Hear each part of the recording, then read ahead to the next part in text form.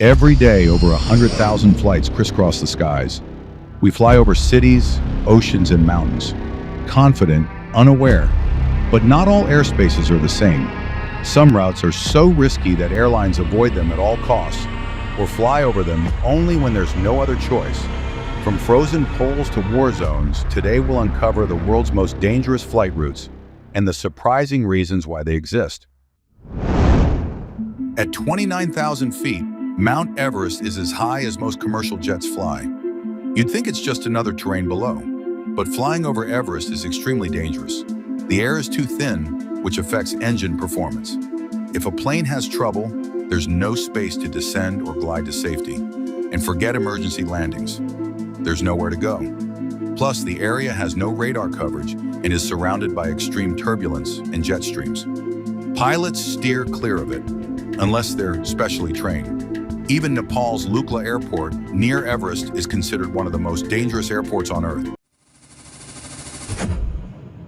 We've all heard the legends, ships and planes disappearing mysteriously between Florida, Bermuda, and Puerto Rico.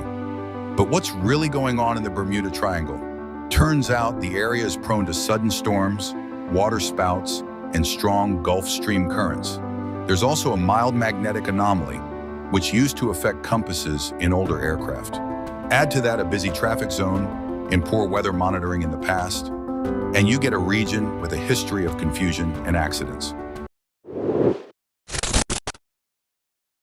There's one kind of flight risk that has nothing to do with nature: war. In July 2014, Malaysia Airlines flight MH17 was tragically shot down over eastern Ukraine by a missile. Since then, flying over conflict zones has become one of the most carefully avoided risks in aviation. Today, areas like Syria, Afghanistan, and parts of Ukraine are listed as no-fly zones by global aviation authorities. Airlines often reroute hundreds of miles around them, burning more fuel, but staying safe. Over the North Pole sounds futuristic, but it's real, and it's risky. Magnetic interference in this region messes with navigation systems. Satellites sometimes lose signals. And solar storms? They can shut down communication with air traffic control.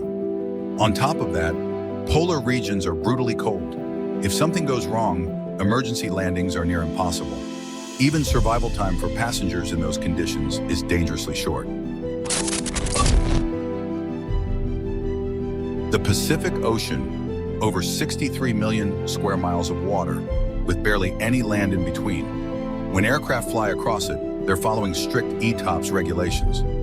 Rules that require staying within a reachable distance of a diversion airport. Why? Because if one engine fails, you don't want to be 5 hours away from the nearest land. Also, air traffic communication is limited, and emergency rescues are difficult.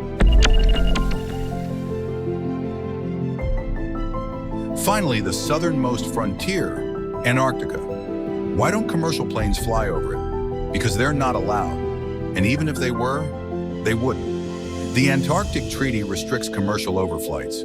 But more importantly, GPS malfunctions near the South Pole. The weather is unpredictable, and emergency response is almost impossible. Only research or military aircraft dare to fly here.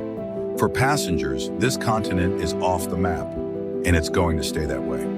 So next time you board a flight, remember, a lot of thought goes into every route. Pilots and air traffic controllers don't just look at the weather, they look at terrain, politics, solar activity, emergency options, and even magnetic fields. The skies may seem calm from the window seat, but up there, every decision counts. Which route surprised you the most? Comment below. And if you enjoyed this journey through the hidden hazards of flying, like, share, and subscribe, because there's a lot more